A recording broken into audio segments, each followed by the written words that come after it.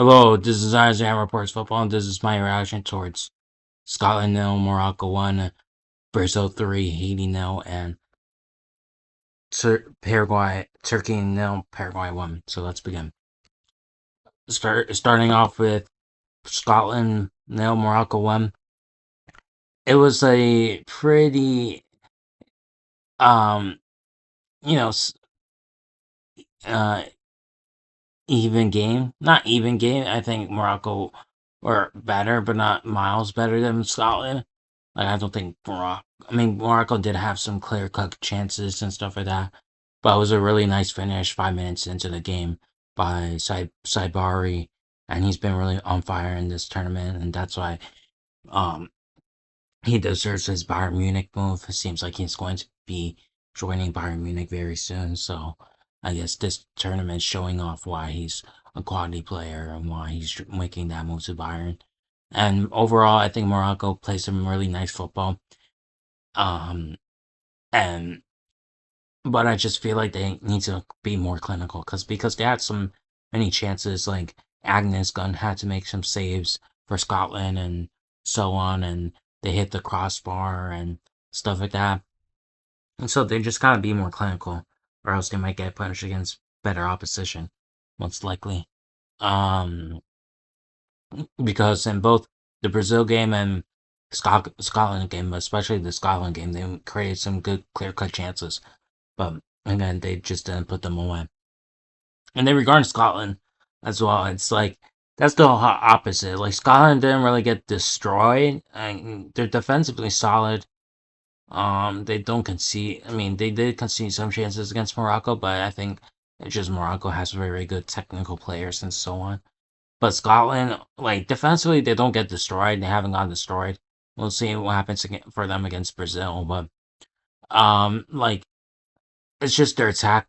Their attack again. It's like Che Adams started. He was awful. The Dykes guy that they brought on in the second half, like was better than Che Adams, but not much. Like at least he was a threat, kind of, because he had a chance from a corner kick. But other than that, there's no really good strikers for Scotland. Scott McTominay, even though he didn't score or anything, he was like really driving the play for Scotland. Really, whenever they were inside the box, there's always McTominay with the ball and stuff like that. So it's like they're very reliant on him or John McGinn, on those two guys, and not really proper attackers or anything like that. Ben Doak, I don't think he was as good in this game compared to the Haiti game, but he had some moments, but he was better than in the Haiti game compared to this game. And yeah, so this is a very important one for Morocco. Now they're going to have an easy game against Haiti, which will most likely secure them. Um, obviously top two in this group. I don't know if it's going to be helping them with first place because Brazil is currently in first place, I believe, because of goal difference. Because both, I know it's head to head, based on head to head in group stages, but both Morocco and Brazil ended in a tie. But Brazil won big against Haiti, and Morocco only won 1-0 against Scotland, so Morocco has to win big if they really want first place, I guess. And then hopefully Scotland could do something against Brazil for their sake, I guess, so they could get first place in Group C. Next is Brazil 3, Haiti nil. It's a very dominant Brazil performance. Um, I'm kind of dumb with giving Haiti a goal in my prediction. Like if I just didn't, if I wasn't generous to Haiti, then I would go on for this prediction spot on. But it was a very dominant Brazil performance. Um, Vinny was good this game as well. Cunha got 2 goals.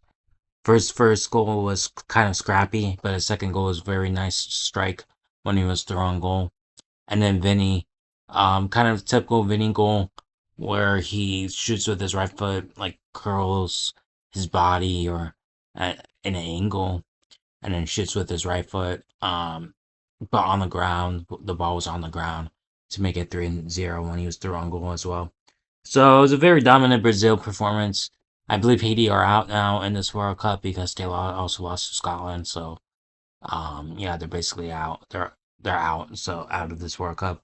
Um, and yeah, so for Brazil, again, this is just Haiti. Shouldn't be saying that they're gonna be back or anything like that, or they're gonna be going to win this World Cup or anything. But it's a dominant display. Give the confidence to Carlo Ancelotti and to with these players that he's starting. Endrick came on for Brazil. He thought he scored as well to make it 4-0, but he was offside. But again, even though he was offside, it's just a good sign that Endrick is able to, do something for this Brazil team. And yeah, regarding Haiti, Scotland performance, it was respectable. It was a good performance from them. They had many chances as well against Scotland, but against Brazil though, they got absolutely destroyed. And yeah, I guess it's understandable since it's still Brazil, um, and they're just Haiti. So yeah, but kind of defending, especially for Vinny's third goal for Vinny's goal to make it 3-0 was kind of questionable defending, in my opinion. Other than that, though, I guess it's understandable for Haiti losing to Brazil. Then finally, Turkey nil, uh, Paraguay won. It was a really nice goal from Paraguay's player Galarza from outside the box. A really nice strike. Maybe you could have argued that I believe Mulder, who's their sorry no Shakir or something or whatever Turkey's goalkeeper's name is, I forgot. Could have done better, but it was a nice strike from the Paraguayan. Um, and then Paraguay got a red card through Miguel Almiron over some dumb rule, in my honest opinion, where he just covered his mouth and said something to the Turkish player. I think it was, and it was just dumb. Red card, like generally this rule so dumb. Like I generally I have no words other than just say dumb, stupid, whatever the case might be. Like this, the rule over covering your mouth and saying something to the players and getting a red card for it's just so stupid. But it is what it is. But somehow Paraguay held on and really defended well, and their goalkeeper was Heel or Gil was good, was really good. He had a couple of saves and stuff like that. And yeah, and then regarding Turkey, they're out of the World Cup. Very disappointing campaign from them. And yeah, Turkey's always underperforming in these major tournaments. I think the last Euros in 2024, they were respectable. I think they won against Austria, I believe, in the round of 16. But other than that, though, the Euros before that, so in 2021, they got grouped. Everyone was hyping them up, and yeah, Turkey had many chances still in this game, but they were in clinical and there it was mostly individualism. Like the players are just trying to take shots outside the box or doing some type of skill move and then shooting or whatever the case may be. It wasn't really like a team display. And like, look, I do believe that individualism is important in these type of tournaments, like in World Cups and stuff like that.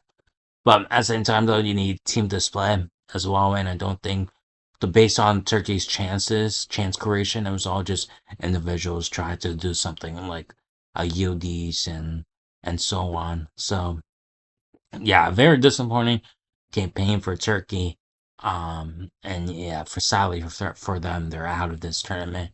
Even though I was expecting them to finish first place in this group, but thank God that United States is gonna be finishing first place in this group, and yeah, that may, and hopefully United States is able to rotate against Turkey, save some legs since Turkey has nothing to play for.